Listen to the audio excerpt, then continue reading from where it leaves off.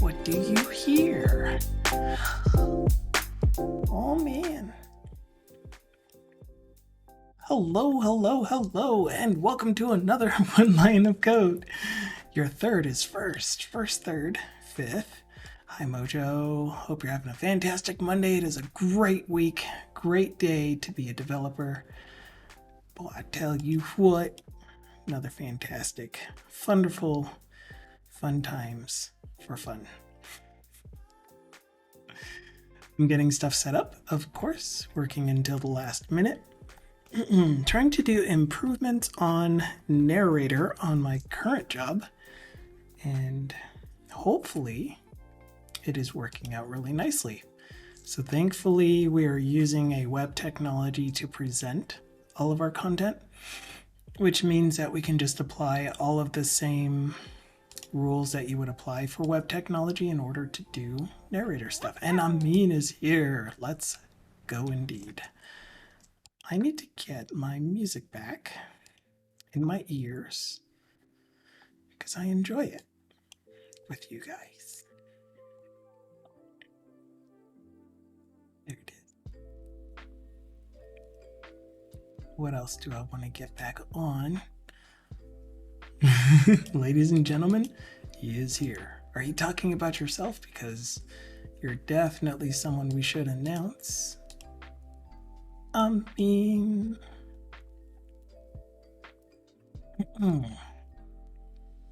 boy. Okay. What exactly is window swap is this thing that's behind me? I almost forgot. I am well. How are you? And by well, I mean, of course, still a little bit frustrated and annoyed at the team, but overall, still enjoying the work itself, having tons of fun. This guy needs to pause.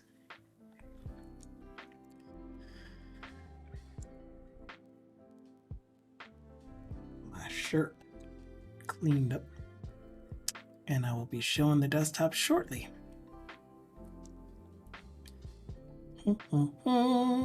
But how are you, Amin? And Mojo, if you feel like typing it out. I understand if Yuns is busy. I'm gonna put the image viewer with the random AI image that I select on some days. I'm gonna stick that up here in this corner somewhere. How about there? Good enough. Good enough. That way,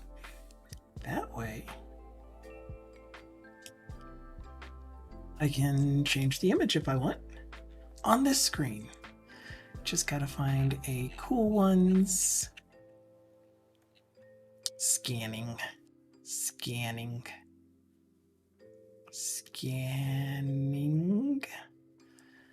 Let's go with something simplistically.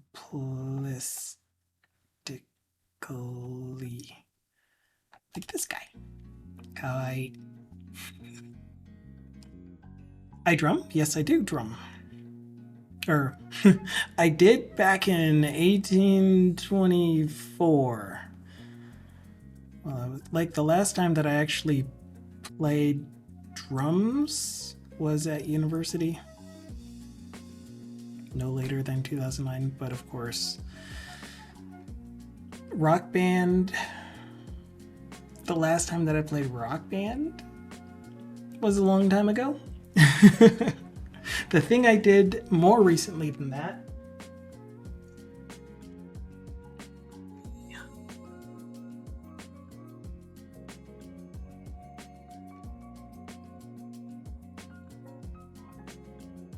was played this thingy, which my dad and I put together ourselves. We built this beautiful bass guitar with 2 humbucking pickups. It was awesome. He has become one with the wall.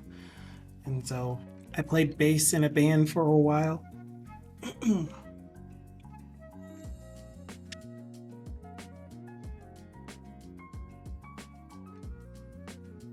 Whoa. But again, another thing that I haven't played in a long time. I do have Rocksmith, and I was trying to play that, oh gosh, 4 years ago to try to pick up guitar again. I just can't stick with it because there are so many other fun things to do, and that's one of the fun things that I want to do, but there are other fun things that I want to do more. So it's hard to choose, you know? Okay, my project is open. I moved to North Carolina and bought a banjo. It felt like the right thing to do. Yeah, I haven't been interested in picking up banjo or ukulele or anything like that. But definitely interested in picking up rhythm guitar and picking up my bass again and getting better at it. Order by x.fundscore. Exactly. And actually, it's also filtered by a threshold. Like, do I feel like doing the things necessary to prepare for this? Like, for the guitar, I mean, I have the cable hooked up to it where I can just plug it into my computer and play Rocksmith and learn more guitar, but that also means getting blisters on my fingers, which, because I haven't played enough, I haven't developed calluses, or my calluses that I had went away, so now they just turn into blisters, and that makes it really hard to type on a keyboard. But it's fine, it's fine. So what we've been working on this stream is a project called the Financial Management Tracker. If you feel like checking it out, it is on my GitHubs as a public project where you can squish this thing in this way, squish you out that way, where you can look at the progress that we've made on it so far. We have a couple of issues that we have open, a throuple of issues. And we were going to pick up, I believe, filter transaction history based on click to count today. Is this thing telling me that we have an open branch somewhere that I didn't delete?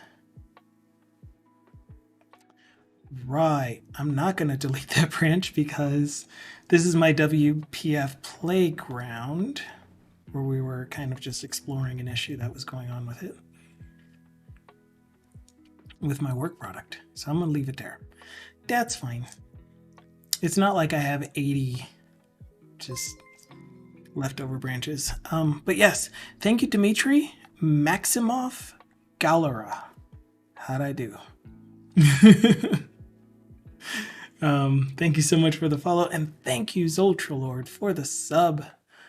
4 months in a row. Thank you. Really appreciate you being here. I hope you guys are having a fantastic day. We are going to continue on with this project. We're going to pick up the issue that I noted. Things may be changing soon for the stream. Not quite what I had planned before for what the stream is going to be, but we'll just keep going with it. See what happens, you know?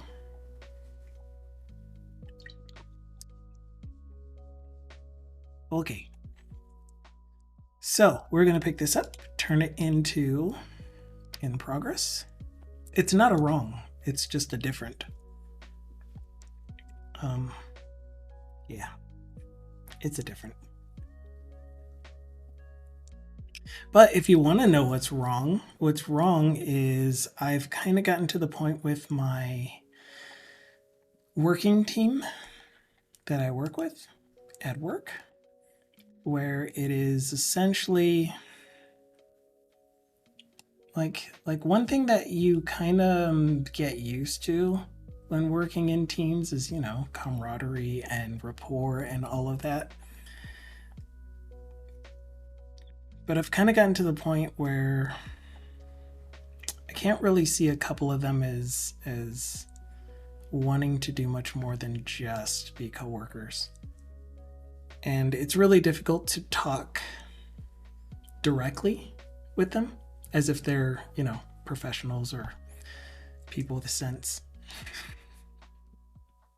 So I'm limiting the amount of words that I use when I talk with a select number of people on the team, if that makes sense.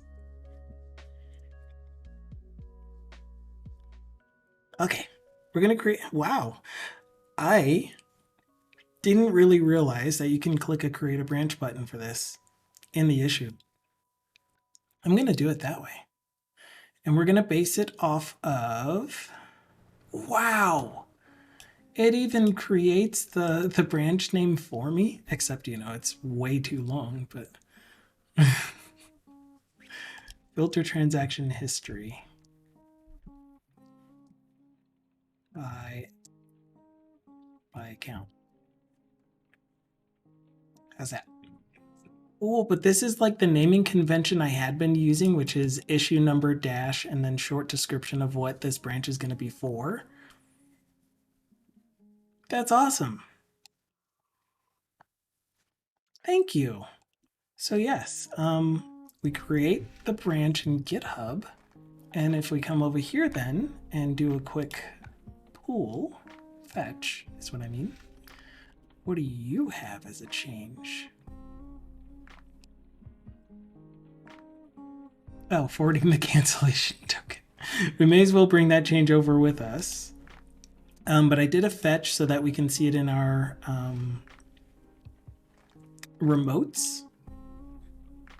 And we'll bring the changes over with us. And now we have checked out the branch that we're going to use. But yeah, it's really sad though to me, and it bothers me a lot that it just doesn't feel like you can have adult conversations with coworkers that have been in the industry for a really long time too. And it's like everything is petty, everything is high school. I don't get it. It just doesn't make sense to me.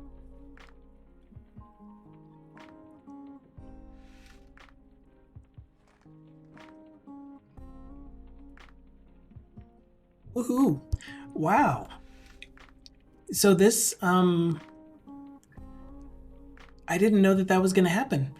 I manually added the YAML file that Thindle checked into our repository, or did a PR for, which is our CI build process. I manually added that to our solution, but the project is now showing with it up here for free. So that's cool. Oh, this would be a really good thing to do too. Oliver, stop saying hello Abatus. All of our I didn't say this time, I said nope, I'm just kidding. I was gonna say all of our tests are passing, but the only tests that are passing are the demo tests, which I thought was the opposite. I thought that all of our regular tests were passing and the demo tests weren't passing. Embrace the filler words. I try not to use too many of them, but at the same time, I've also learned that if I don't use filler words, then what you get instead is this long pause of silence.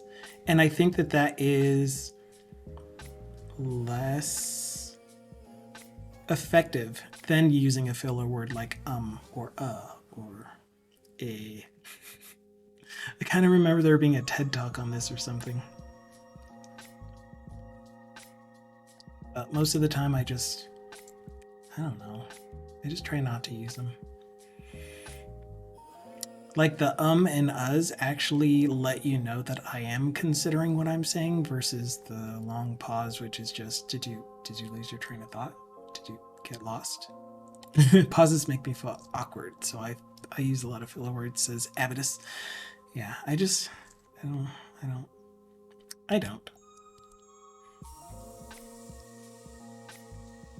Hey, ducky.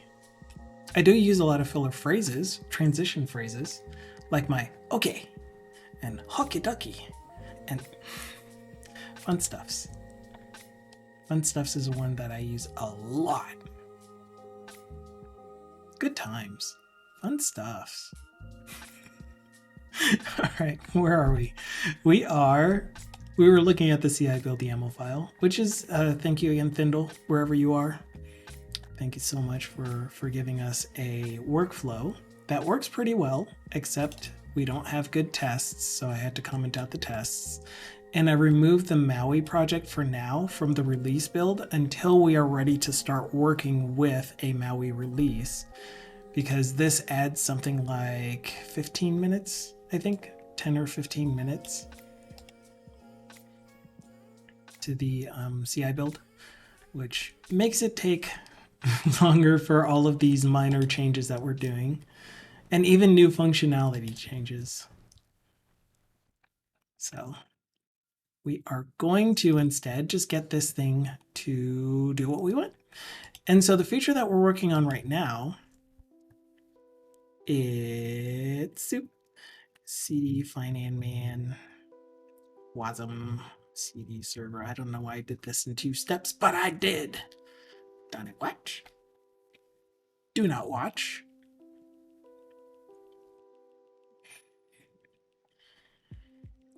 Man, but I still must say, as much as I'm complaining about this current work experience, I am absolutely enjoying being able to work on Blazor all day long for my work product, and oh my gosh, it's just so much fun.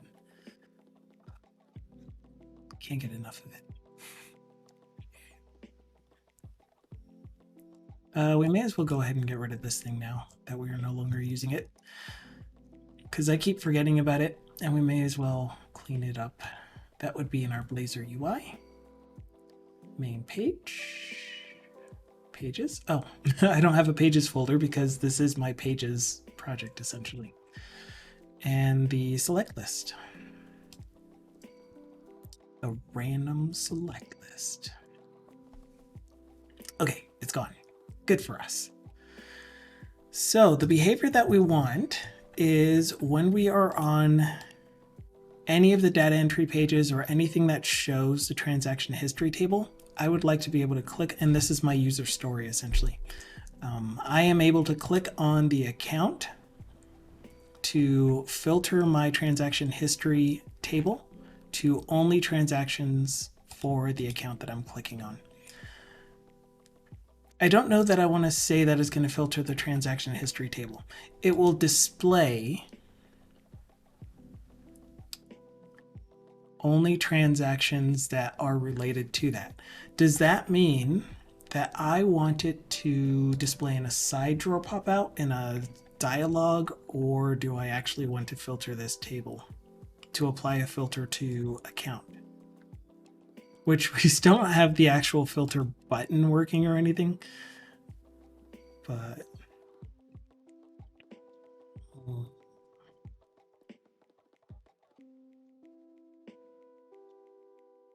I was really surprised that that thing just kind of popped down. It's like, hey, you have a filter menu, and it works the way that you're expecting it to. Or not a filter menu, but a context menu for this column. So we can sort ascending, descending, clear the sorting, but we don't have the actual filter options or anything like that. Too late. What is too late?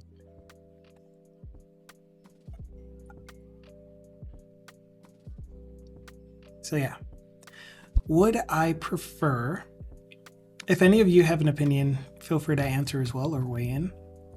But I'm asking myself, would I prefer when you click on the account summary, an account in the account summary window to show a flyout, filter this list, or dialog.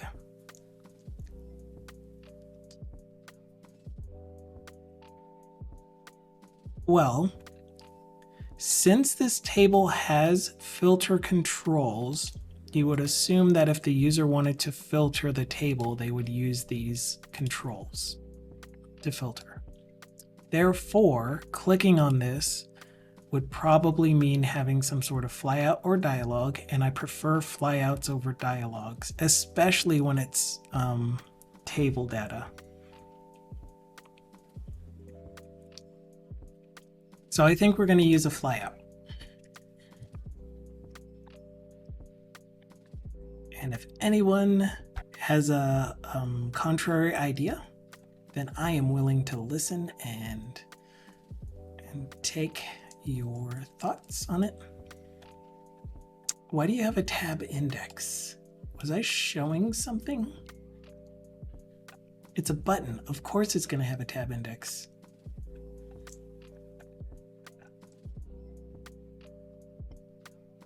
And it wasn't like I was toggling it on or off, which I would do using the disabled attribute anyway. Weird. No idea. No idea. Probably from an example that I just didn't clear out.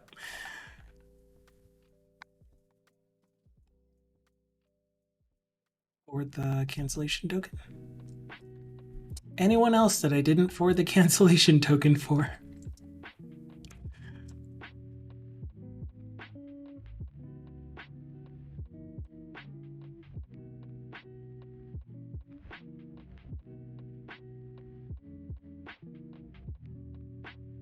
All right, good. So, did I already create the side drawer component, the flyout component? I did. No, I created the flyout content in this project. The flyout component would be in my shared components. So if you can, if you couldn't tell, which most of you probably already could, I have two separate Blazor Razor class libraries, Blazor component libraries. One is for components that are reusable regardless of what the application is, and one of them is specific to this application, to the financial management tracker. That's just how I like to work. I did go ahead and remake the components, but I do have a library of components that I have made before and have used multiple times in different places. It's this Blazor component library repo. Once again, it is public. And so, like, I already have a card in here. I already have a carousel. I don't think I have a flyout. So maybe by creating this flyout, we can add it to this library eventually. Excuse me, dialogue. Do you have a flyout? Nope. And so a flyout could be anything that maybe slides out from the sides, drops down from the top, flies up from the bottom, comes in from either side. Tick, tick, boom. How are you doing? I'll give it a minute. Well, actually, pre-roll should be off, so I'll just give a second for you to show. Hoi! How have you been? It's been a minute since I've seen you around. I hope you are well. I hope you had a great stream. And if you need to take a break, go get snacks, go get foods. Please do not feel tied down to being here. But if you want to, please feel free to share. What were you working on? How did your stream go? But yeah. And hello, Master Sloth. Oh my gosh. Sloths. Someone else came in with the name Sloth not too long ago. Thank you, Dukasoft. You're so amazing. If you aren't following Tick Tick Boom, feel free to give him a follow. Check out the little lion on his profile page. Oh my gosh. I love it. How am I not following you? Did I not know that you that you streamed?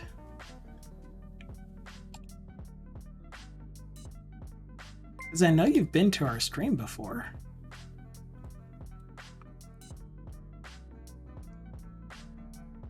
The most recent stream you did was C# and React. C# and React, that's awesome. SaaS platform development. Get out of the way, I'm trying to read. We were working on many things. The main thing was Gems, which is a project for streamers. I don't know. It's also a Chow Chow pupper, not like oh. Well, it's kawaii. It's still kawaii. It looked like a lion from the small text up here. But hello, Chow Chow pupper. I mean puppy. Didn't somebody ask about using React last week? Yes, somebody did. Do I remember who it was? No. But yeah, someone was looking for information on using React in their .NET project. You don't have auto publish on VODs yet. Totally okay. Totally okay. But yes, as soon as, or the next time that I see you go live, I will most likely be lurking on your stream. I often lurk on many people's streams. For example, right now I am lurking on, I still don't know how to pronounce his name, but I think it's pronounced the Dexter. This guy. So I'm currently lurking on his stream, giving him some viewership. He's a React developer as well. Rated us not too long ago. One more master programmer to live vicariously through. And the USB hot keyboard. Which one is that?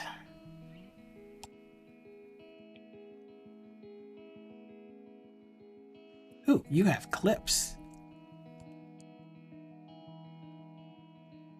Dick. 4 O's? 4 O's. Gas larger, input on top. Let's just do it one by one. Gas larger, input. Or was that an output? I can't even remember what the fuck I'm doing. So we got that is an old clip.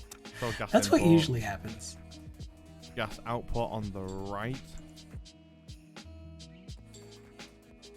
Gas output. Are you playing Minesweeper or Minecraft?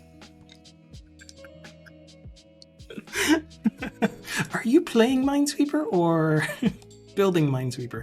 Or are you doing some development work in Minecraft? You were making mods for Minecraft.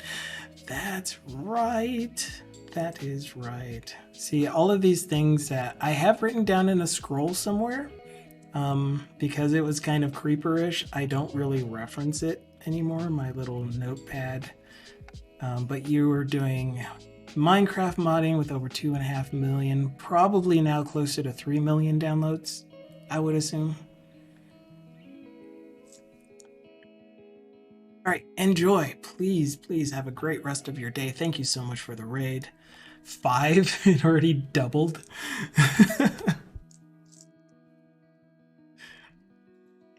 So in December of 2021, it was 2.5 million. Now it's 5.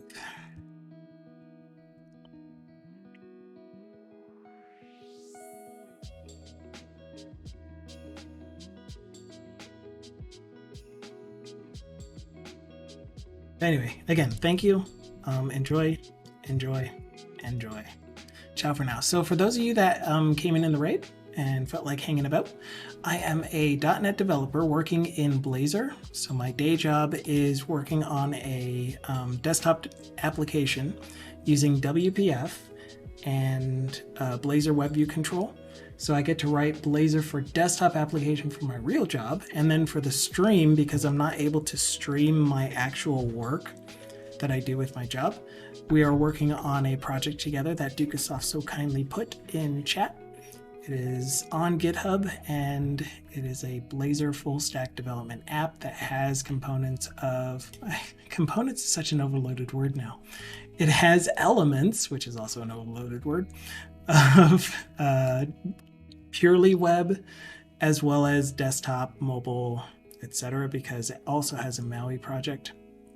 So I'm doing it web first, and then we'll think about doing Maui related stuff. But the Maui and desktop versions of it, Maui is a technology from Microsoft that allows you to do cross-platform development for iOS, Android, Tizen, Windows desktop, and Mac, all with one UI pretty much, with some minor changes depending on what you're targeting when you build. But I have one UI library essentially that drives everything that you see in the app. It's not great, but it gets the job done. Ooh, and Dukasoft, dang, Dukasoft, he even posted a reference for what Maui is.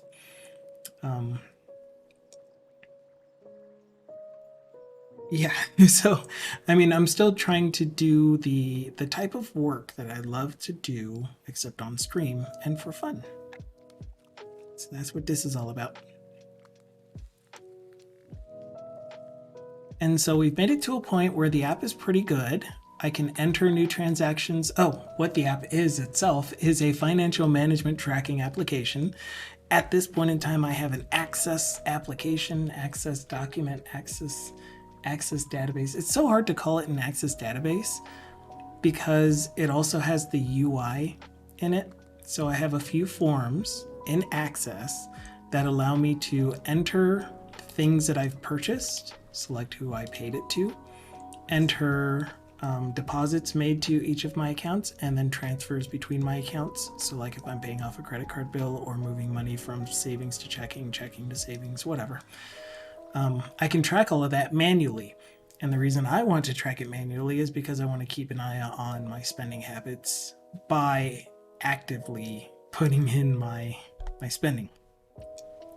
And so this is the web version of it. This is the Blazor version that I had been wanting to do for a long time. So I figured, why not make it a stream project so that we can see what a full stack developer does, which I'm starting to feel like these articles that I've read about full stack developer being like a third as useful as a dedicated team where people specialize in things. It's definitely making sense. By the way, thank you for the follow, the man Opak. I forgot to say that. Thank you. 7 minutes, geez. Paying attention. Because right now, like with my current job, I'm doing predominantly UI work. So anything that needs to be fixed in the UI, any functionality that will hook the UI up to the back end and get them to communicate, all of the accessibility stuff, all of the there was one other major concern.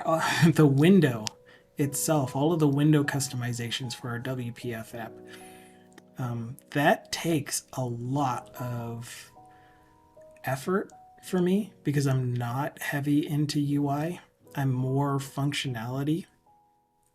And so as a full stack developer where I am doing all of the UI work and also helping out with some of the back-end stuff and implementing the back-end stuff, it's like I'm not being as effective as if I were just working on middle tier functionality or even back-end functionality stuff. And then this app, of course, you can see that it's struggling a little bit as far as presentation, but functionality-wise, I think it's great. I think it's doing exactly what I want it to do in a maintainable way. So the whole point is, as a full stack developer, I don't feel like I am succeeding as much because I am not fully utilizing my existing skill set. Instead, I'm trying to do a little bit of this, a little bit of this, and a little bit of this, and get a little bit better at each as opposed to getting much better at focuses and making quality product. Even though it is still quality product, it's just not as quality as it could be. I hope that made sense. I don't think it did. Doesn't matter. So the thing that we're adding to this app is we have an issue for filtering transaction history, or at least displaying transaction history for an account selected from the account summary card. Are you a card? I think it's a card. And so what I would like to do is, instead of filtering out the transaction history table that is always showing down here at the bottom, I would like to click on it and have a flyout show the account history for the account that's clicked on. So let's do that. Let's get that prepared. A long time ago, I had already created a flyout component. How long is a long time ago? Last October is how long ago? And so this flyout component should already be set up to slide out from the right edge of the screen if we are in left to right language, or the right edge of the screen if we are in right to left language, I think. I don't remember if I did that for this. That's the hope. No, it's not. It's not doing that. It is only ever coming out from the right edge.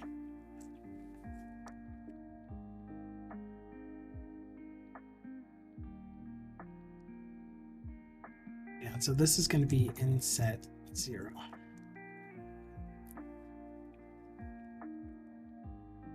Okay, so we already have this component. Do I already have it on my main layout? Because that's where it should be.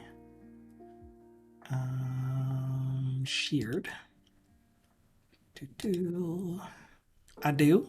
So we already have it. And then we have a UI state property that lets us know whether to show the flyout at all, and then which content to display inside of the flyout. And so this is nullable, and apparently my flyout, it is nullable. So I'm not exactly sure what the green squigglies here are. Possible null reference. Are you saying that UI state could be null? Because that's a lie. UI state is never going to be null. Yeah, I don't exactly know what this green squiggly is for when this is allowed to be null and this is nullable. So no clue. We're going to have a UI state method called show flyout, and we're going to feed it the child content. Right? That's how we're doing this.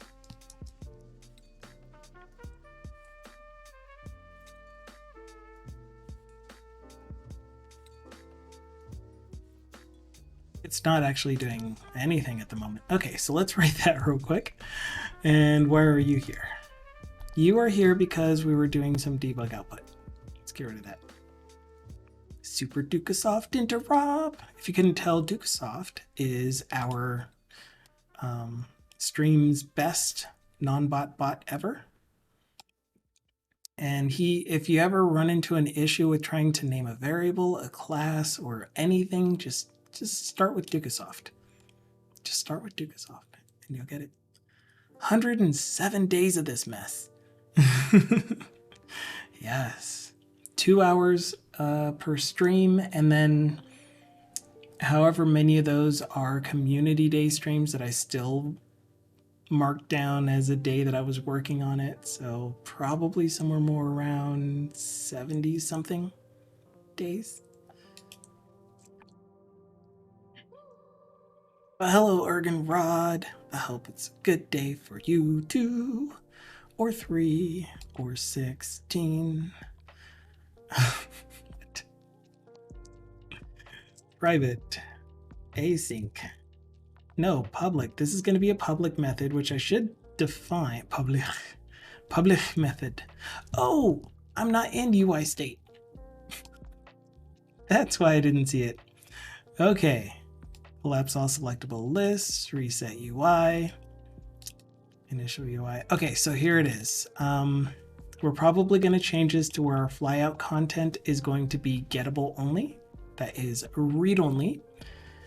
So that we have to call the method to set flyout content, or to show flyout content and hide flyout content, which will be the thing that controls the flyout content itself. So we need a method that says task show flyout, and then pass to it a render fragment content, and then a task hide flyout, collapse flyout,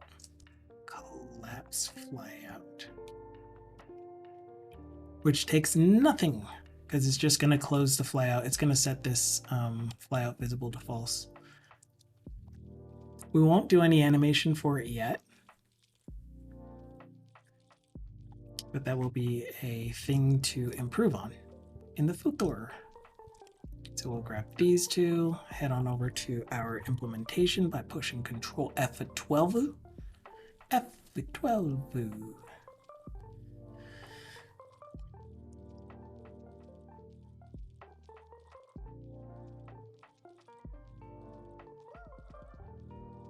And we're going to do private set with no setter.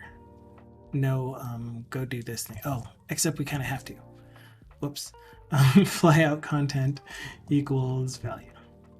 Yes, this is fine. But we're not going to have it do the raise event when you're setting flyout content, because we're going to have that done when we set it using flyout visible. Recaptcha. Dukasoft.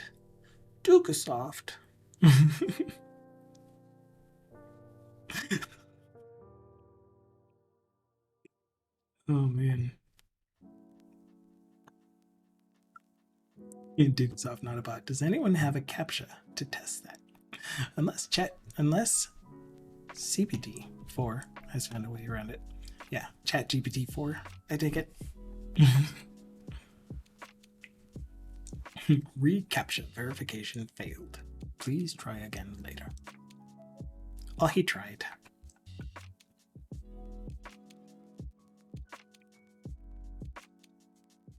Okay.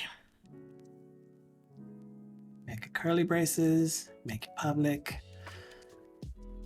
Have them both for now. Return task completed task. Okay, so show flyout async because I made them tasks. Do I need them to be tasks? Because I forgot. I'm so used to using event callbacks for stuff like show changed. But because these are events, I'm just invoking the event, and there's really nothing that I'm doing asynchronously in these. So these probably should be voids.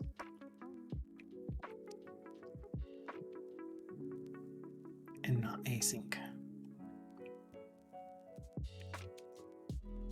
Okay, back to the definition. You two are voids.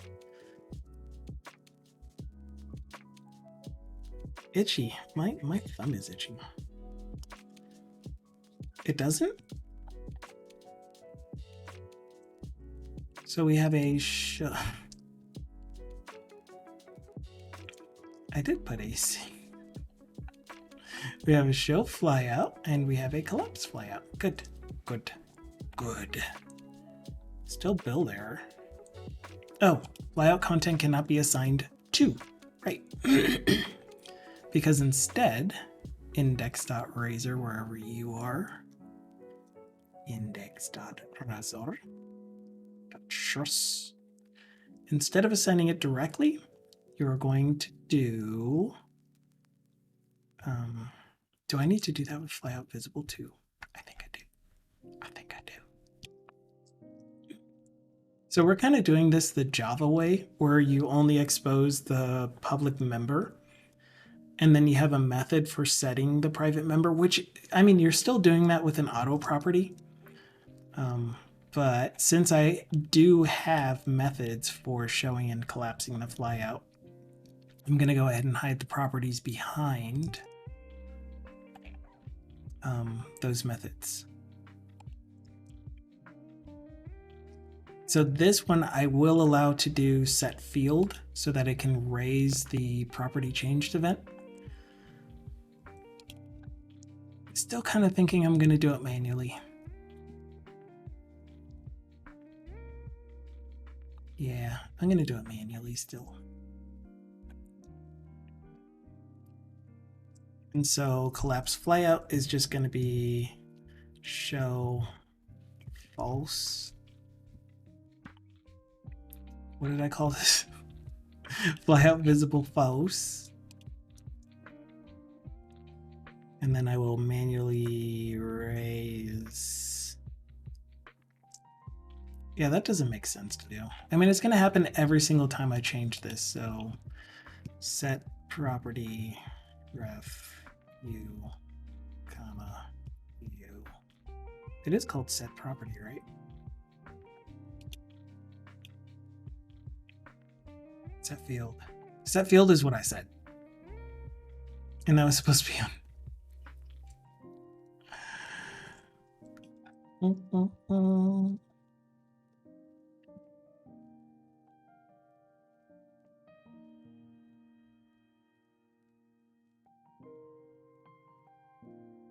Okay, so that's going to raise it every time that I do flyout visible. And so here at the end of this process, we will do flyout visible equals true. And then flyout content equals content. And then if content, actually we'll do it this way. We'll set flyout content equal to the content that's supposed to be showing. If content is null, then we will collapse flyout and leave. Because there's nothing to show. It's not even like it's going to be loading. It's just there's nothing to show. Otherwise, we will show the flyout.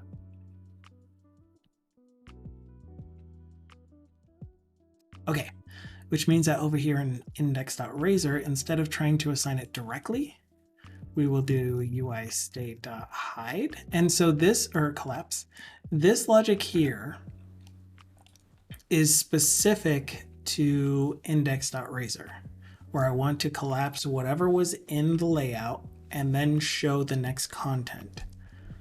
So then we're going to say UI state.show flyout. And that's why I didn't put this logic directly into the method. That is to hide the layout first.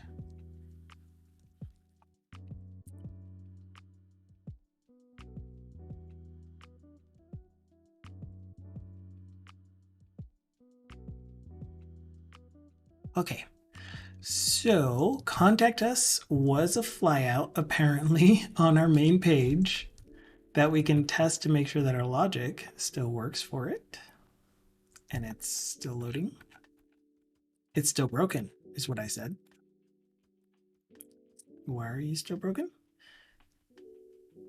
Because main layout also has some logic.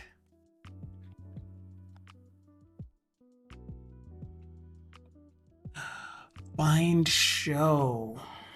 We won't be able to bind show.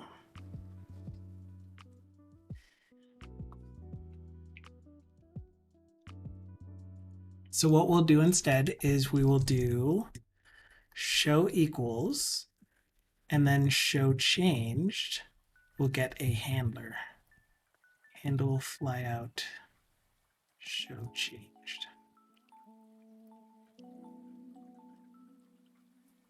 And actually, I don't think we're going to need that. Oh, yes, we will. Because we're going to need UI state to be keeping track of when it's closed itself. I find it's easier to just hide the compiler than to actually fix them. Oh, I see.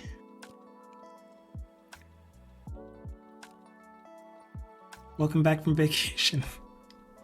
How are you doing, D. Williams?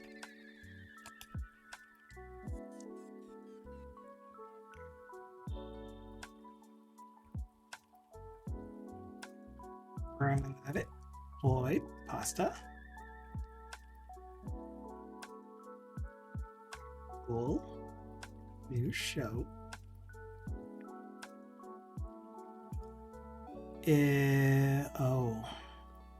Oh dear. If new show, then, I mean, this is close, so I'm just going to keep it.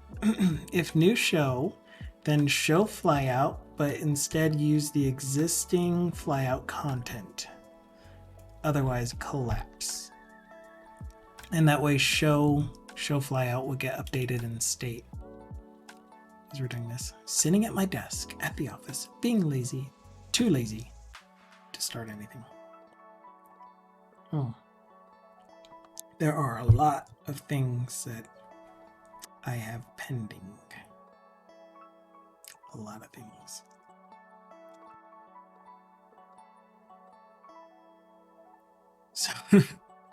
So here's one thing that happens in our larger organization. We have a separate team that does localizations, and we have to send all of our localization strings that need to be localized into 35 languages before, and now it's 37 languages. And so we have to send out any new strings that we're going to use in our current release to that team early enough that we can get them back, add them to our localizations dictionary before shipping the product. We sent out a second batch of localizations. And then there was some issues that came up with our narrator that said, well, for narrator, we need our tables to have more descriptive ARIA labels. So what I'm saying is transaction history. Read. When you have a table, you should have an ARIA label that describes what's in the table. So we need a resource in our localizations library, which is where?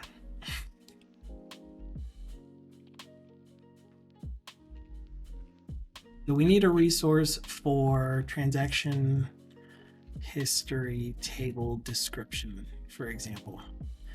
And we had something that was just like, this is the name of the table because this is the card that it's in. So this could be something like component tests. And it's like, well, you kind of need to say what the content of the table is. And I'm like, use more words? I'm always getting scolded for using more words. So we need something like a listing of all transaction history items or something.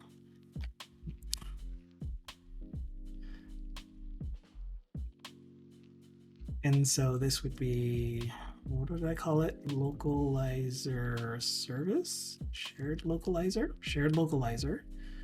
dot. I don't remember how to do this. Where did we put all of our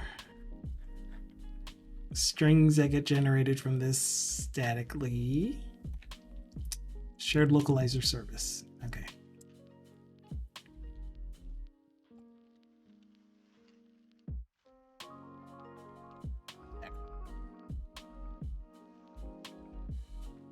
It was right here too. So because we need to label equal stuff isn't enough. Because we need to make these more meaningful and descriptive. You actually use labels. Because we need to make this more descriptive for our accessibility features for people that use narrator and such, we're supposed to come up with better string names, and we aren't allowed to send out a new batch of localizations until our next release. So it's like, I have to make these more descriptive, but I can't use descriptions that we haven't used before and there's nothing that really describes what this table holds. So like I'm constantly faced with, here are the requirements, and this is probably just standard, this is across the industry. I'm faced with requirements that are like, we need this done, but you can't do the thing required to get it done. You have to find another way to do it. Yeah, seems like a pretty broken process. I agree, code rage, and I feel like raging too. And in fact, I did kind of rage. I used our Discord server's rant room because I'm like, this is just ridiculous. We need you to implement this feature, but don't write code. We need you to update the... Oh, thank you. We need you to update the descriptions on these ARIA labels, but you can't use new localizations. And there are no existing localized strings that describe what this table holds.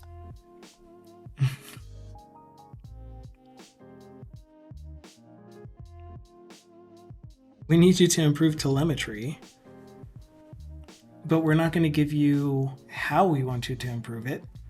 So come to us with a suggestion, which I did. No, we don't want that. We want this. It's like, okay.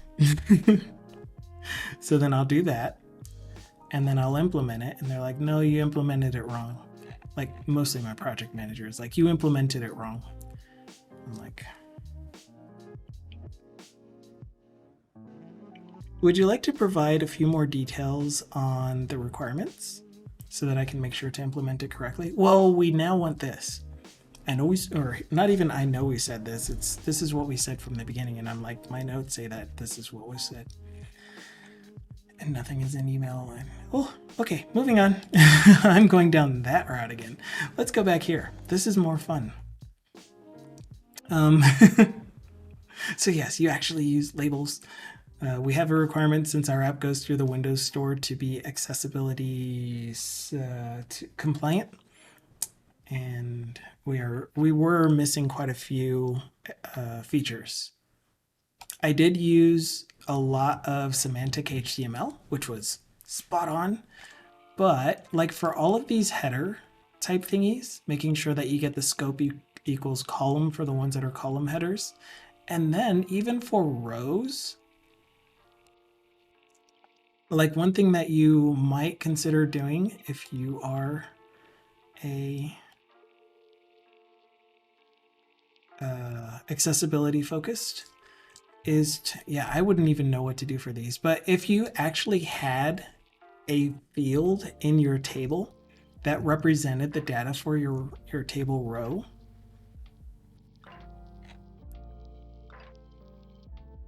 so let's say that I actually had some kind of indicator. Maybe this was a name of a, I don't know. The only thing I can come up with is test name, because that's what the app does. It tests stuff. Then you would do a TH for your row, and then do scope equals row. And then if there are any buttons inside of that row, it'll just name what the name of the row, and then the button name. Oh, I'm learning more though. We're going to look at the flyout, see what it does. Hello, flyout. Okay, so yes, we do have a flyout. It is not pretty. It doesn't do anything super magical. It doesn't even collapse itself. Not helpful. Let's get it to collapse. That's flyout content. And if flyout content, flyout content can close.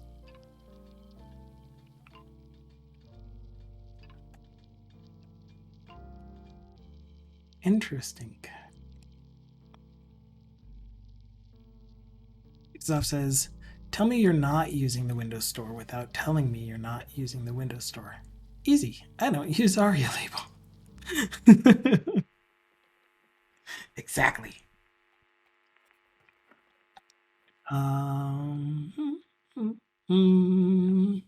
Okay, so we do have our show changes event callback. Oh, yeah. I get squigglies because I turned on generate XML markup, and it tells me when public members and protected members are not. They don't have XML content.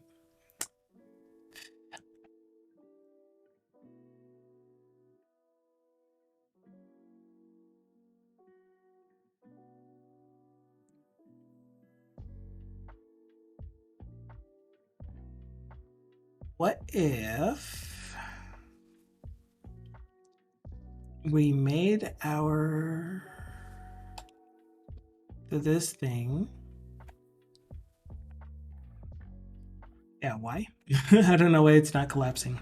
Let's go find that flyout content, contact us, and see your code behind. Can close. Interesting. So if can close, oh, because it's false currently.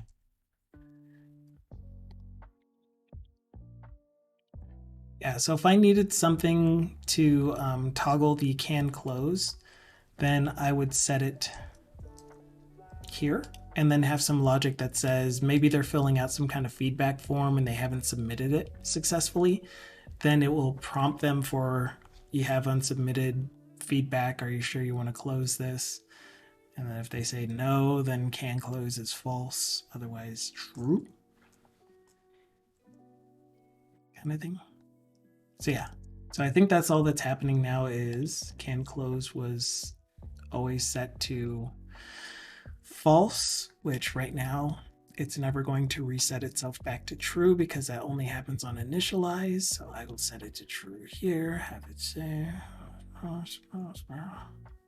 has dozens of users. Dozens. What is the Microsoft Store? It has dozens of users. Tens of users, man. So many. So mean.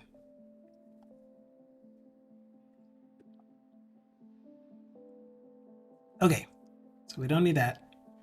To do if we add something like a fillable form, don't allow close when filled in and not submitted.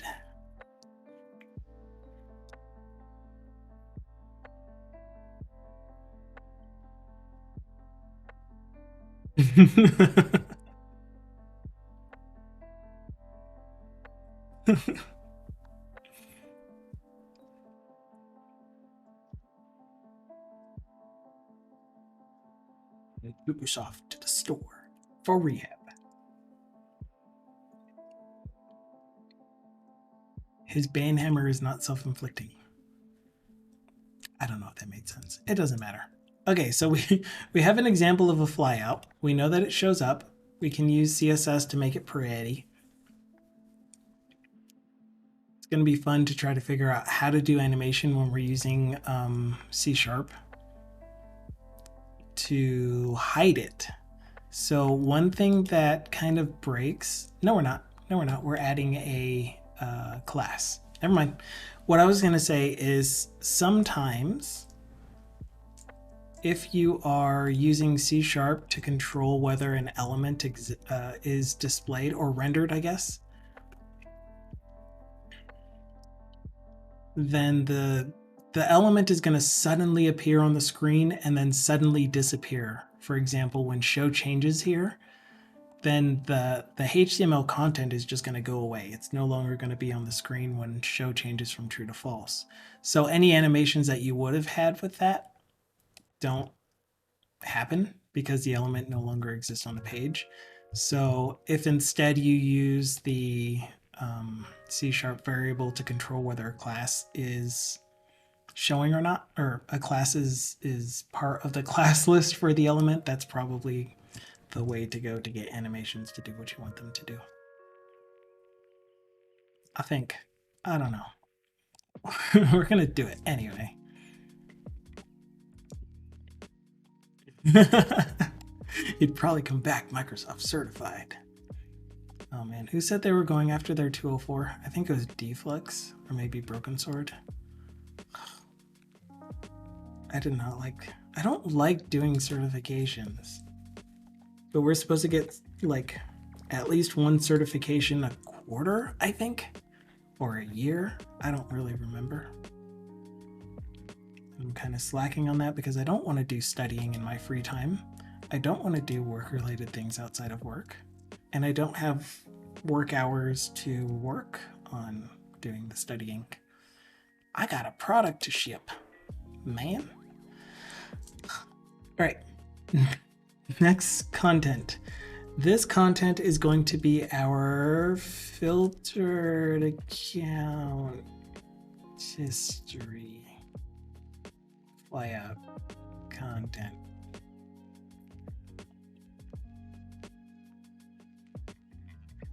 It's just going to be account history content. And maybe account transaction history flyout content.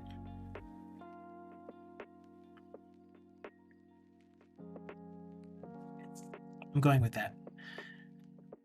Blazor. And I don't know why I deleted that one. I could have just, whatever.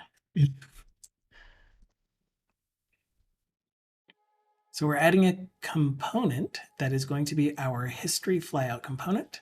This needs to be a public partial class, which is going to implement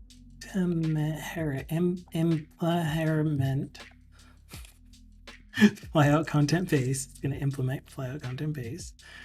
We're going to have pretty much the same thing as this. And in fact, I know that oh, no, I don't. I don't know that we are going to always, what just happened? That was weird. You guys saw that. It like clipped off all of this. That was really weird. I don't know that it's always going to be allowed to close because we might have the ability to edit transactions inside of this flyout as well. And so if we are in the middle of editing a transaction, I don't want to be able to collapse the flyout unless the user says, yeah, discard my changes. Okay, but for now, we're just going to set it equal to true. And then flyout parent is going to be, we should get flyout parent from flyout content base, right? Yeah. Where are you, Angry? Do I need to have inherits in the other part? Survey says yes, I do. I do.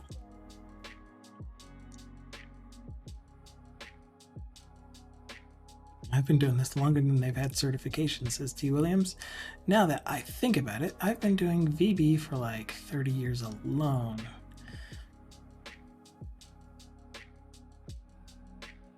"23 years for me. VBA,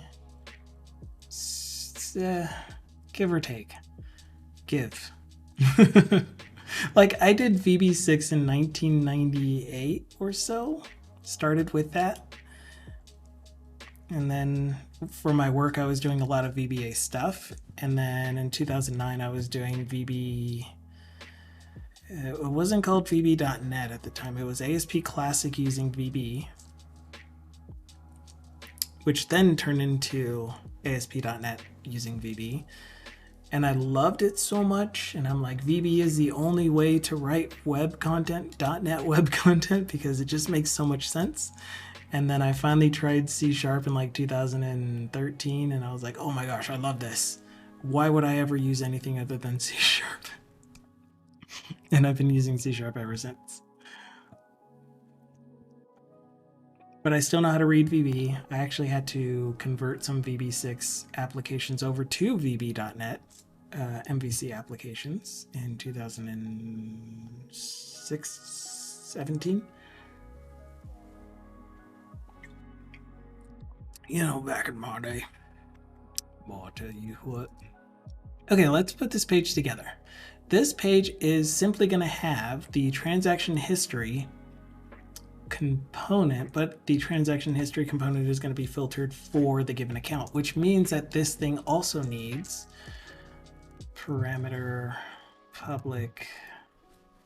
Well, floppy pants. Do we want to give the transaction history items to this component, or do we want to feed the account name and then have this component retrieve the history items?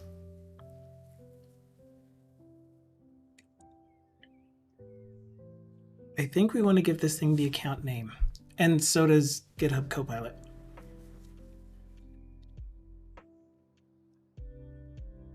Never tried VB for web. C# was my first try at web dev. You're not really missing out.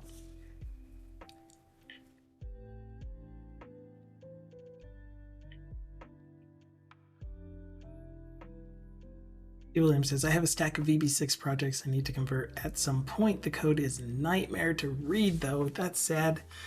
Yeah, ours was... I couldn't even use VB6, the application itself. I had to use Visual Studio and read the files essentially as .vb files, even though they were .baz and the other one. the data files for like the drop down lists and stuff. ADL?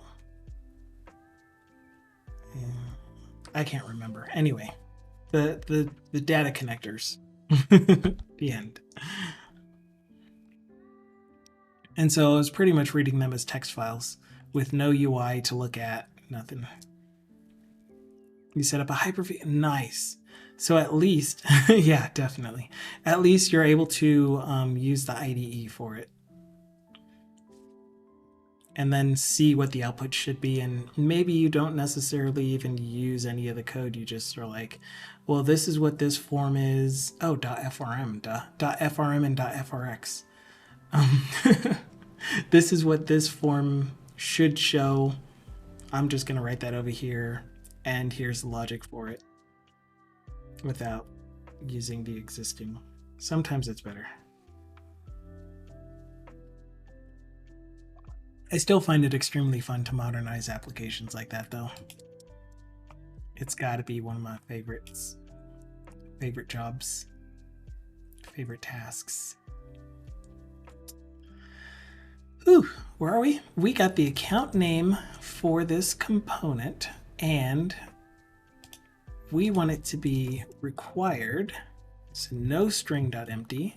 I don't want it to default to empty. I want it to give us an error if we don't get an account name to this component.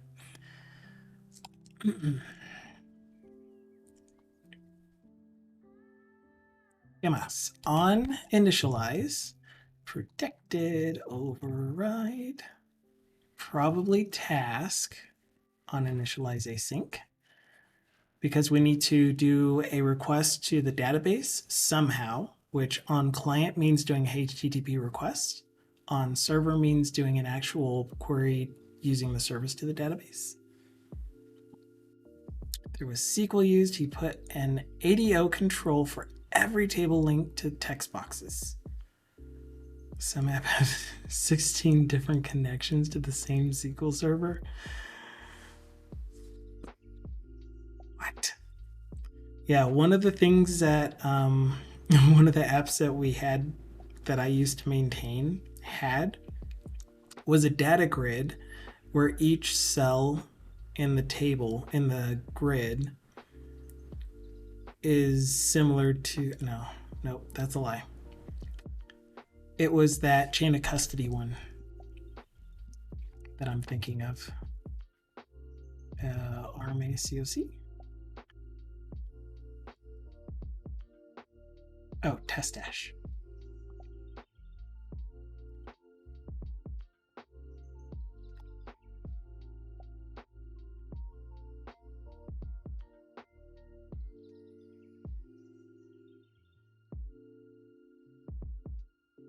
So this one, where each of these input fields will trigger an update to the database from the web content or something. That doesn't sound right. It doesn't sound right. I can't remember. It's been such a long time. There was some app that we had that was like live data from the web. Or if then else statements with no code in the else, and the nightmares go on. But it's again, like the puzzle of it just still sounds really fun to me. I apologize if it's not fun for you.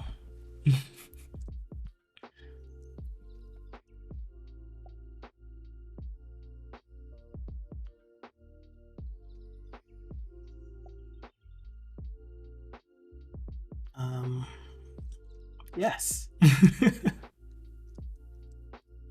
And actually, I don't want it to do because you're just going to write it for me. So we need to inject private I transaction entry service. I account service.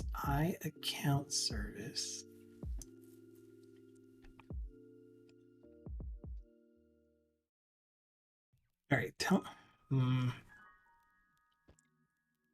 you know what? Do we already have the transaction history grid able to filter out by account?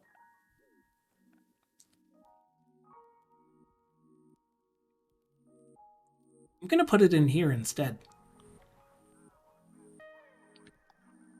I'm putting it in here instead because I plan on using this transaction history grid as the content for this flyout.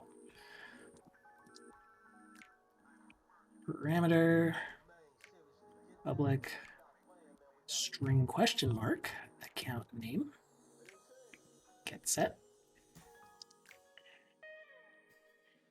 And so when we are refreshing the transaction history data, we're going to pass to it the string filter account. Oh, you know what? We need to send the actual filters. So it could be filtering on more than just the account name. But for now, we're just going to do it the simplistic way. Let's just do it the simplistic way. I know, it doesn't exist. We're updating it. String account name. Who else is using you? Number 1 is the loneliest number that you ever seen.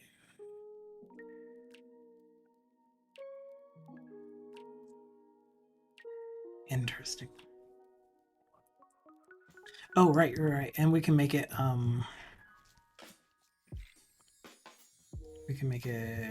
default to null. This isn't a good way to do this though. I need to think through this better. Because even if we're just doing that, then what I really want to say is transaction history grid. Except that I'm not doing this in a pageable way. So I'm not too worried about it. Okay. Undo.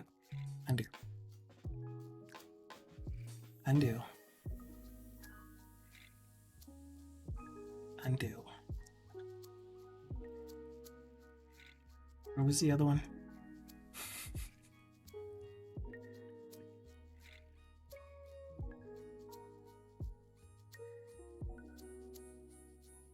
Layout content base. What? What are you talking about? Why do I have a source generator on flyout components? Noni?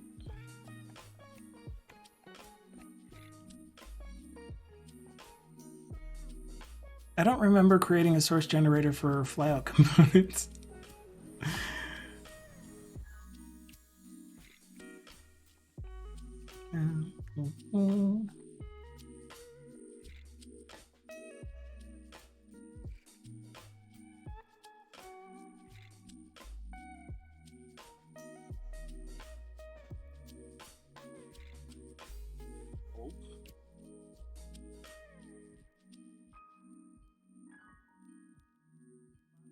No.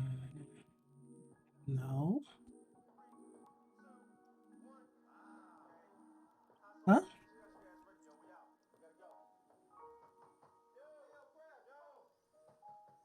Duh. This is not me. This is the actual source generator for the Razor component. There's something else going on. That's fine. We're not done with it. That's okay. It's okay. I'm special. Okay. Transaction history here. What was I doing? I was telling this thing to at first filter by account name, but instead I'm going to do the account name filtering here, not sort by. Here. But hello, Wiz3. It is because I made an oopsie. Blame the guy in the pearl shirt. Best reason to play drums. TM.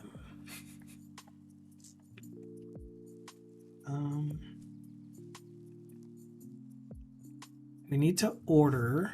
We need to filter, then order.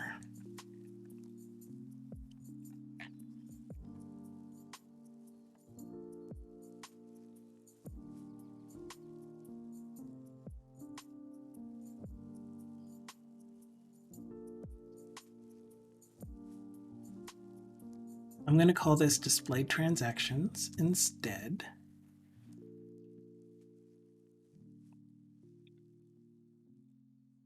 And I'm going to cheat because I can. What? This is going to be .where either string is null or white space account. Since this list is being kept in state, then this here is just a query to that list. Or x dot account name is equal to account name.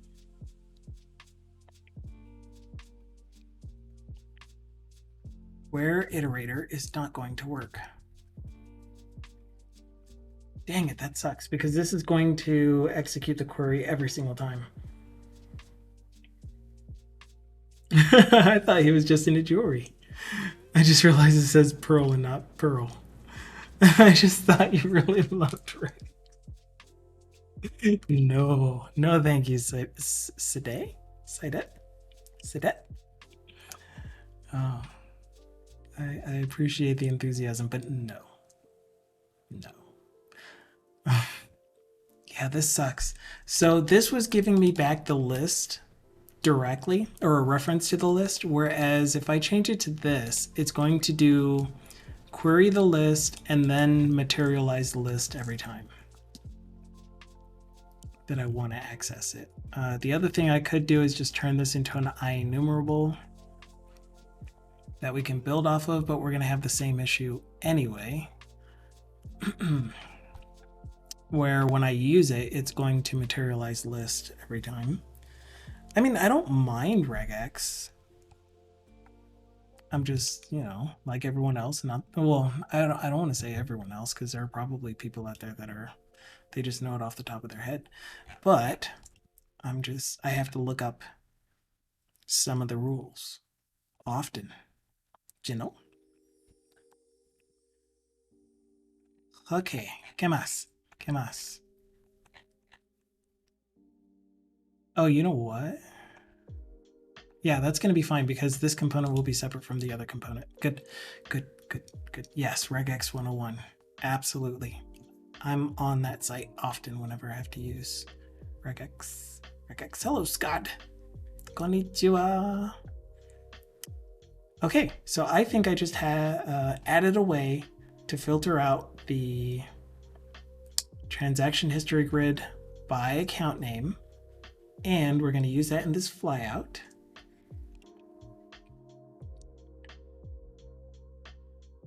Which is this one.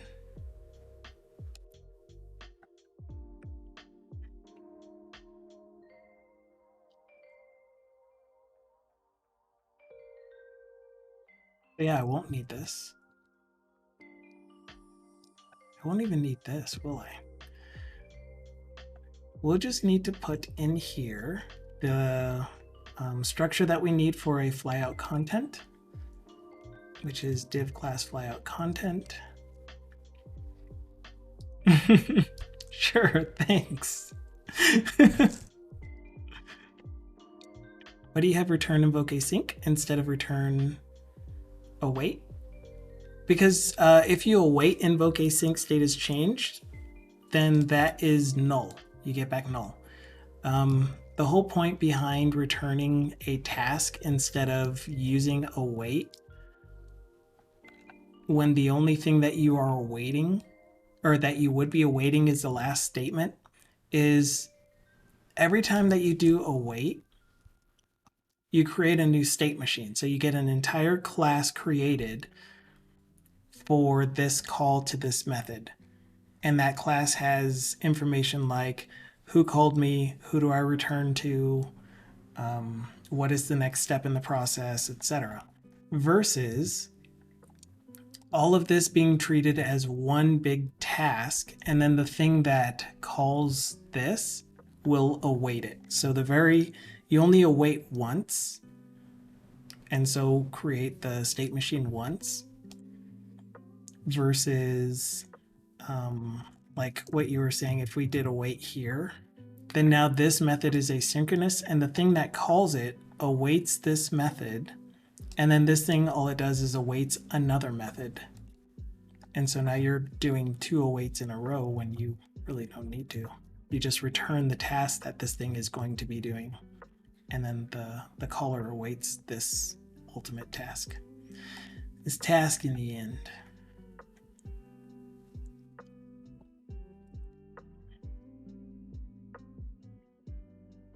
The thing. Hey Flux, question in general, has anyone used system threading channels library before? I have not. What is in this library?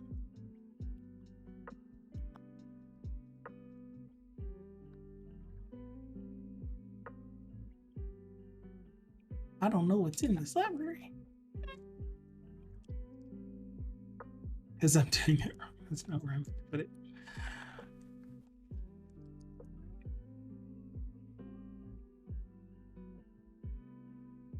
Yeah.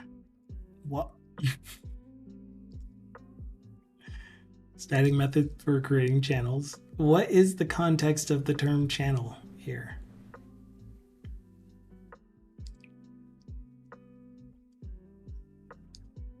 I mean, thread, obviously, threading.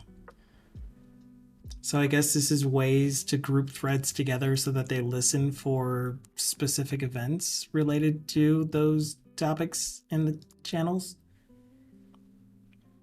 It's like having to send messages over other threads. I'm not sure. I've never used it. But I have someone else wanting to use it. And I'm like, why? I mean, if it's because, like here, for example, this state has changed can only work on the UI thread. And so we would need some way to say, hey, main thread or UI thread, do so is here. It's been a while. How have you been, do so? We need a way to tell the UI thread re-render. If we tried to do this outside of the UI thread, we would get an exception that says something along the lines of this is not allowed in this thread context, or something from a non-owning context. And so this invoke async is just a built-in Blazor, or probably C# in general, function that says tell the UI thread to re-render the components.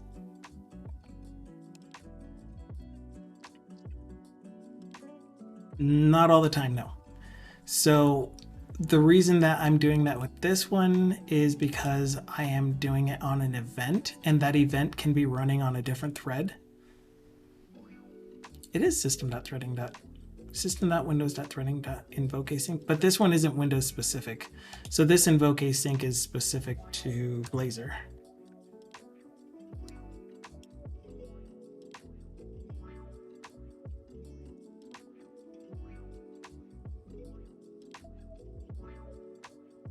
But yeah, since I am invoking this method on a different thread, or on some thread, it could be on the UI thread, but it could also be on some other background thread. But yeah. So you're essentially needing to do a little bit of thread management when dealing with background processes that raise events to tell UI stuff to happen. I mean, it's not usually random. It's pretty predictable in this case for the scenario that I'm talking about.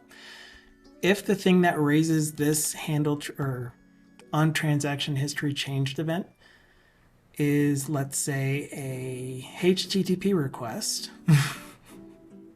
that doesn't happen on the a database service call that is happening on the background, because we have something like configure await false, then that is going to just return to whatever thread is available. Here's the information, whoever's listening, whoever wants this. And that thread is not necessarily the UI thread. Typically not the UI thread.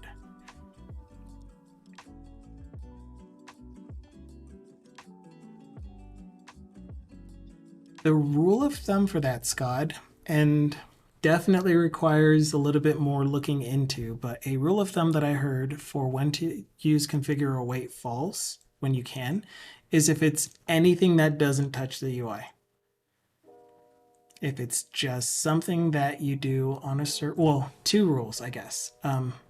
Doesn't touch the UI, and the data that you get back from that thing that you awaited doesn't have to be, I don't know how they worded it. They worded it much better than me, and I can't remember what it's from. The process itself is isolated. Nothing else depends on it, kind of thing.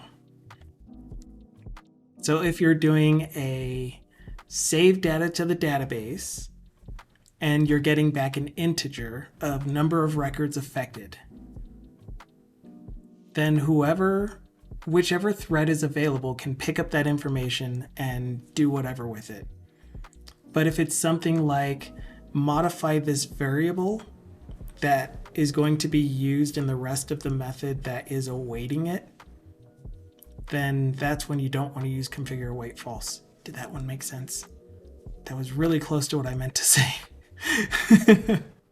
So all of your services that don't modify a scoped variable for that service, for example.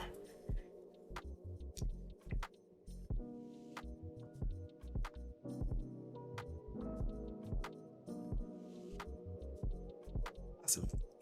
Cool.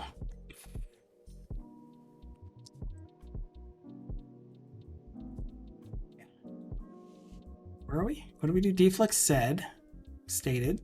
So if you didn't use that event randomly, and you have never had it happen to me yet.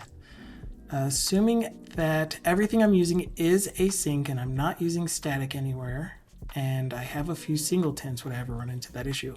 Yeah. Like, if you look at my UI state, I mean, it's scoped, but for the usage in the Maui project, it is singleton because I want the same UI state for that entire run of the application. I have these events that get raised. And so if from your singleton you're raising an event and you're calling that singleton from who knows where, then it's possible you're using a thread that is not the UI thread. And the thing that is handling the event does do something on the UI thread or on a different thread that needs the data from that same thread to be available. Singletons also have the issue of concurrency, where because you only have one instance of that class with all of its properties and fields, then if you try to operate on the same field from multiple different calls at the same time, then that can cause issues. But that's more of a race condition type scenario. which we don't have too much of in our unmanaged threading or managed. The one where C# manages it for you, threading scenarios. How can you determine which code would have to be in which thread? Do we actually have that available? I can't build at the moment. Hold on. Let me figure out how to build. How does one build? Line 131 in transaction history flyout content.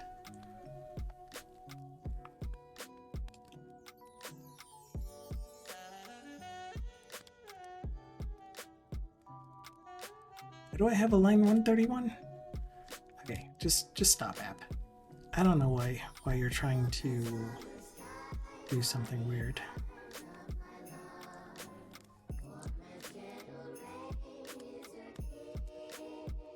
Flyout content base could not be found. Oh. Okay, we can build it. Okay, what were we talking about? How can you determine? So what I don't know is in Visual Studio Community, do we have access to the thread?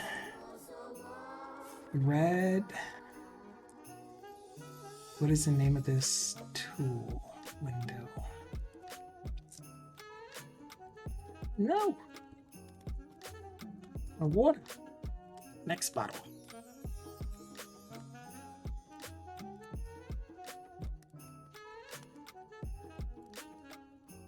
We have Visual Library. Do we have something called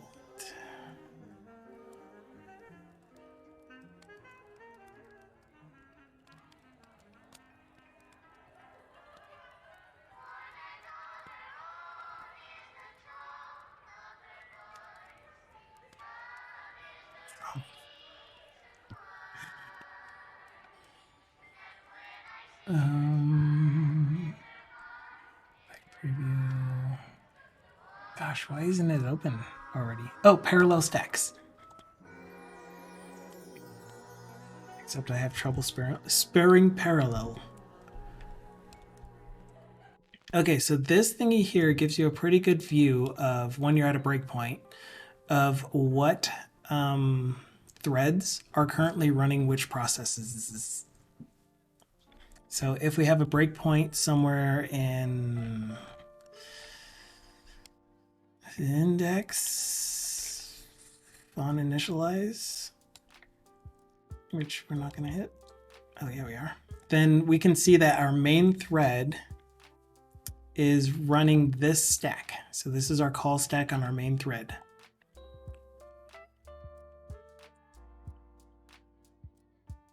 And you can see what depends on what. And oh yeah. And so each of these boxes is the different threads are the different. Each one is a different thread. I haven't used it very much, but it's really interesting because I've never had to worry about race conditions with all of the development stuff that I've done. I've definitely had situations where I'm trying to do UI stuff on a different thread, and that causes issues, which is why I brought that up. But in this desktop application that I'm working on, since we have a lot of Windows API related stuff and driver related stuff and low level machine related things, there are lots of opportunities to run into situations where you get race conditions because you are telling the back-end service to run this test, and then you're telling the front-end service, or you're telling the UI update the progress of this thing, and also get information from the system from somewhere else. And so multiple calls to the same back-end service are happening at the same time. Question you ask yourself, and this is Equality saying this, Must this code run on the original thread? If the answer is yes, then configure await true. Which is the default, so you wouldn't have to .configure await anything. Yeah.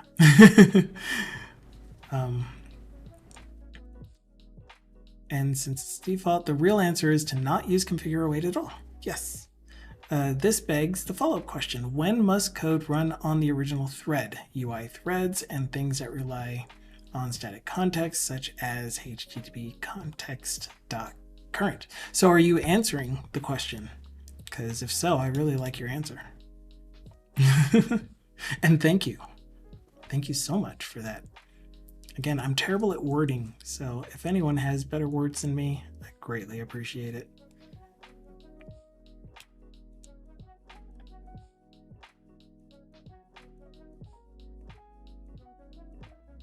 All right. Here is our side drawer content. The thing that we need in our side drawer is the transaction history table. Grid, I said, for account name, parameter that we passed in, account name, parameter named account name. Where's my parameter? Oh, div went away. I hate it when that happens. So if I'm always using the default task await thing, I'm mostly making a single threaded app. Not necessarily, but you're also probably not really wanting to use task await if you can get away with it. I had a video for describing when you would want to use task.wait or task.run. But if you are using async await, because it kind of sounded like you were talking about using task.run/task.wait. Let's go find this in my history. Scheduling and queuing background jobs in .NET with Corville. Almost helpful.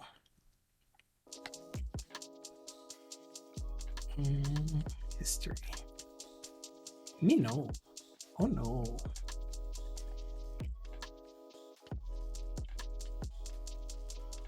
Async. Dang, it was a long time ago again. It feels like I just watched this video again very recently.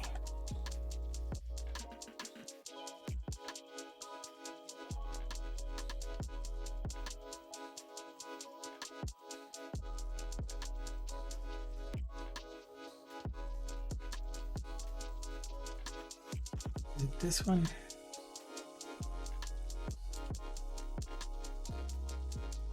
Yeah, I don't remember. This seems right.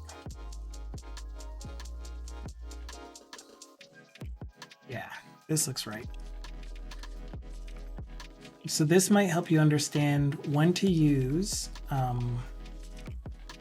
task.wait, or maybe some tricks for not using task.wait and task.run. And then also some tricks or some tips and information for when to use configure await and when to just return the task versus when to use async await, and how to avoid doing stuff like needing to do asynchronous stuff in your constructor, which is definitely not recommended. If there are any asynchronous methods that need to happen during your constructor, it's most likely better to use an initialize method that you call after initializing your object.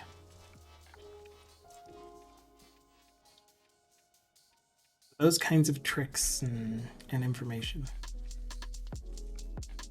And then if you look up some Nick Chops's videos, he has information on doing like benchmarks against returning task instead of doing await. Where he's like, it's really only like 100 bytes that gets created. So on a small scale, not really going to make that big of a difference. Oh wait, watch YouTube video async. I mean, I do. Like, this is how I get this information. So while I'm working my work job, I have at least one person's stream open, and if it's not too much, then I have YouTube tutorials and informational videos running as well, where I can passively absorb information. Okay, let's see if we can't get one more thing done, which is as soon as we click on one of the accounts in the account summary row to open the side drawer, I have 11 lions running. 11 of us. Oh man. As soon as you click on handle account clicked, we're going to do UI state, which I don't have injected. I UI state inject. I UI state though. No, dude. Get set. Defart. UI state dot show flyout. And the content is going to be a new account transaction history flyout content. Did I do it right? Except we can't do it this way because we have some things to do. So instead we're going to do builder arrows.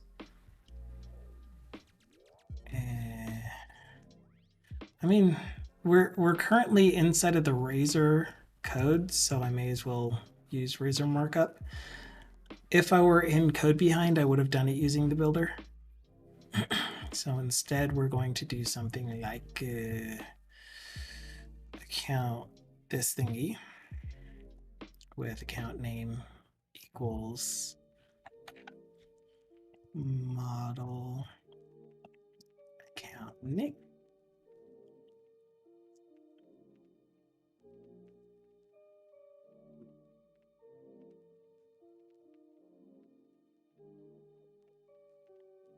So as you can see here, I'm in a C# code block, but because we're still inside of the .razor file, I was able to use the Razor markup to add my component that I would want to render and pass that as the parameter to this method that's expecting a render fragment. Because lazy.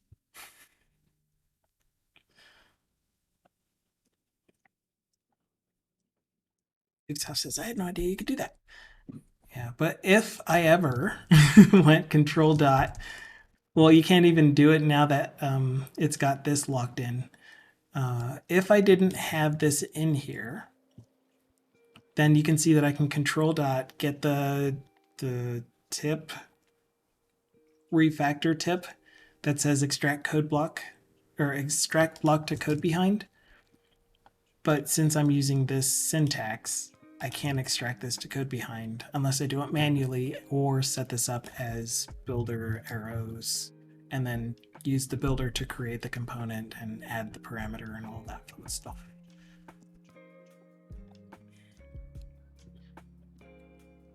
But you can still have both, by the way. This method could be described in the code block, and then all of this stuff could be described in the code behind. It's however you want to break it up. So that should actually do it. Should. Because UI state has an event that gets raised when flyout visible changes, and the main page, the main layout is listening for that to re-render so that it'll show the flyout content. Here we go. Is it gonna work? First try. And 3, 2, I clicked it and it worked.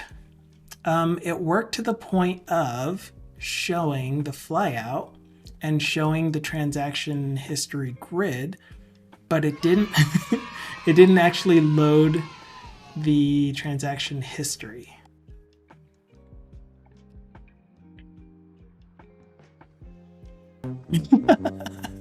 We get both. Yes. But it did show the flyout, so that's awesome. Really, really happy about that. We'll add some UI loveliness to it to make it prettier. But for the moment, let's get this functionality going. So as soon as you load, you're going to try to also load a transaction history grid component with the account name that was used to open this thing. And when we do the transaction history grid, on initialize,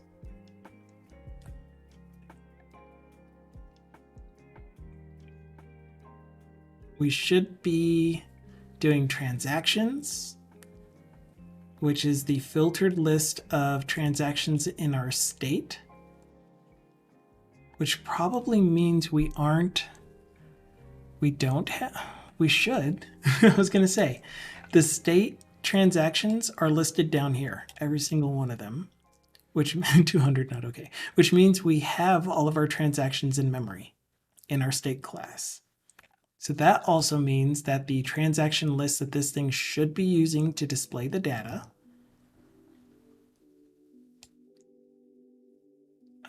is populated. So this transaction's here.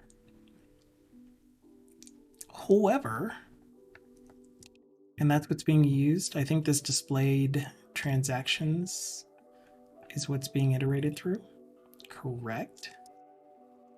And displayed transactions is get sorted transactions, which is our transactions dot order by. Oh yeah, that's right. So our transactions dot order by. Where are we? Get sorted transactions. Transactions dot ordered by transaction date by default, and that's what we return.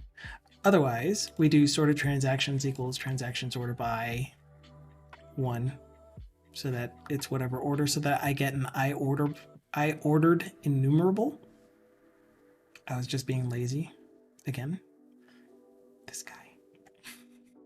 And then we're applying the sort columns based off of what we clicked on, and then in the end we are updating transaction state.transactions.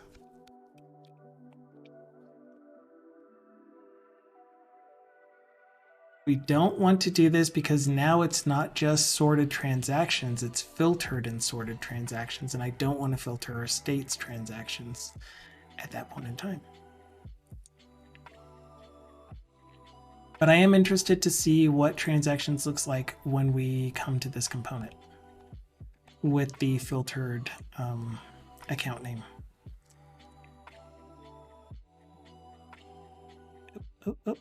Cancel. I need to set the API project as our startup.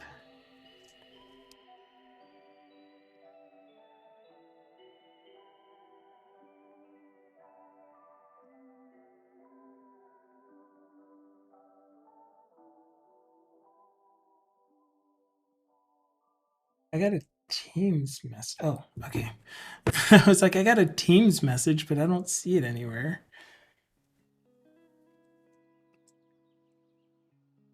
Drink of water. Hot.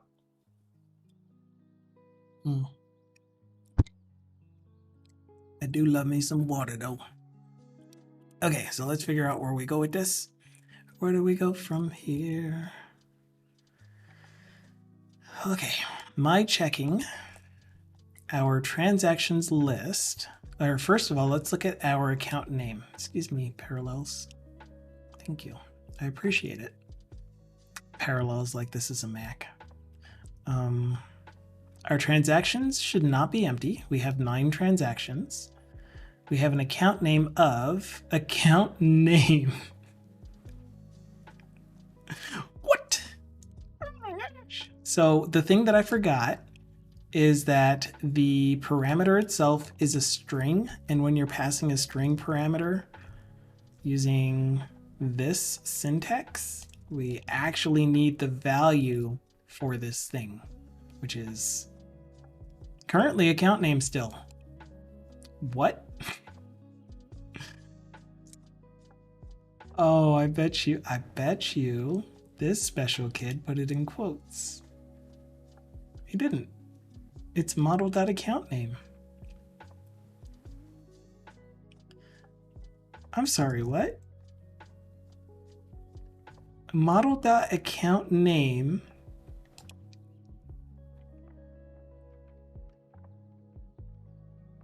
is account name. No.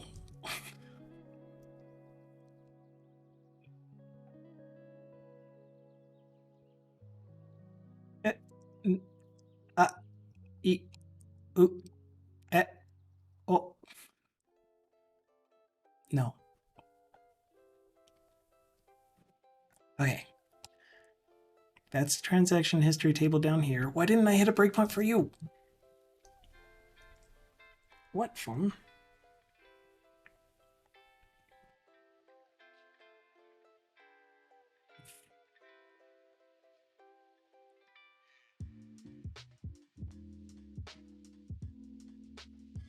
Object of. That's really confusing. So I was expecting to hit... Oh, duh. Not until I click am I going to hit that. I need from you... Shut up, phone. No. We're going to get this done. Protected, override, void, override, void, on initialized. Thank you. Breakpoint here. Rebuild and apply changes. Okay. Sure. We're going to find out what model.account name is supposed to be. I mean, it's the thing that is displaying on that page. There's no way that it's account name.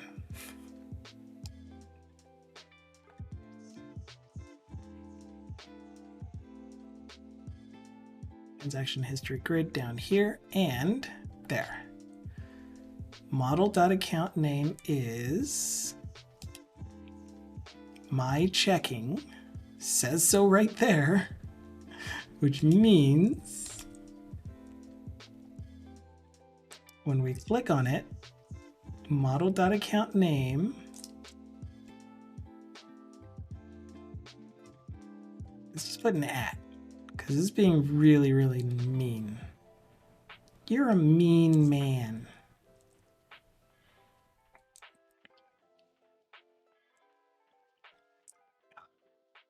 You have errors. What errors?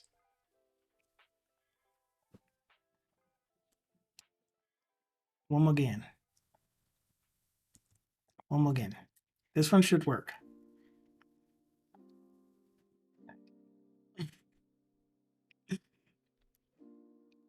Guys, remember, when you write an email, put your entire email in the subject line.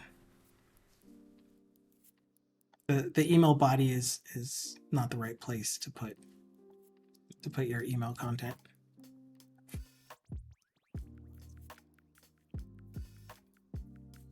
That sounds fun.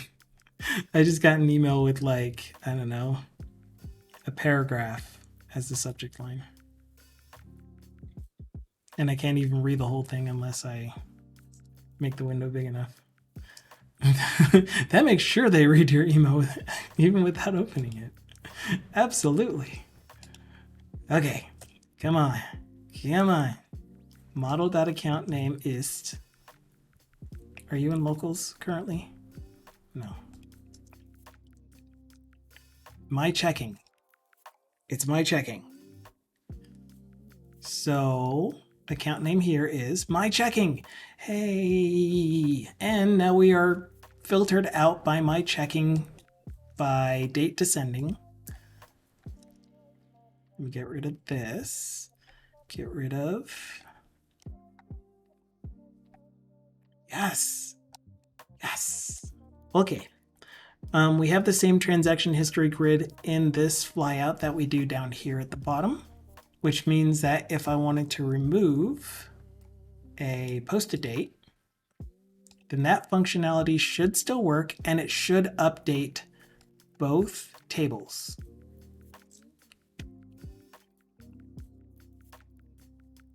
Should update both tables.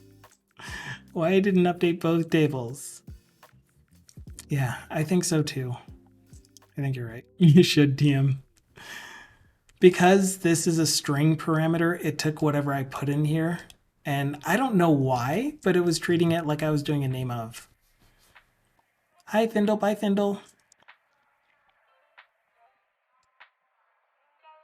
Point is, we got it to show the filtered list of account transactions for the one that we selected. Let's just make sure it does it for a different one. Savings and credit charge. Yes. Okay. So what we're going to do is improve upon this in the next stream, which is going to be on Wednesday. But that's going to be the end of the stream for today.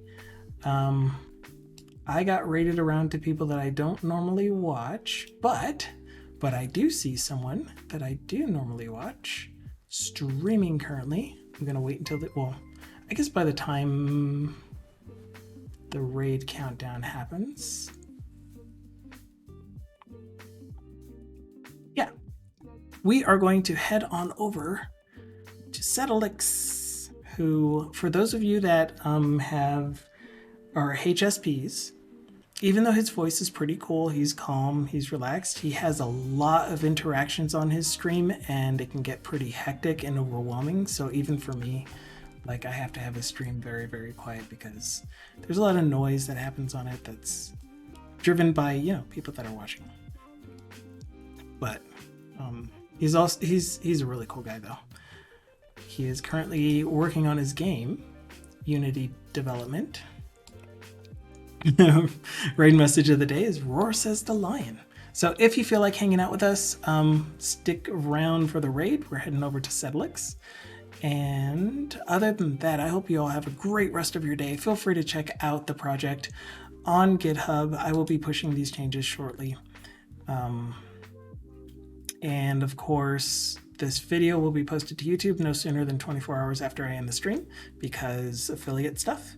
And hop into our Discord if you want. We have a lot of really, really cool people that are also laid back and just enjoy helping out if they can. And if you want to offer help, we always have room for you in our Discord.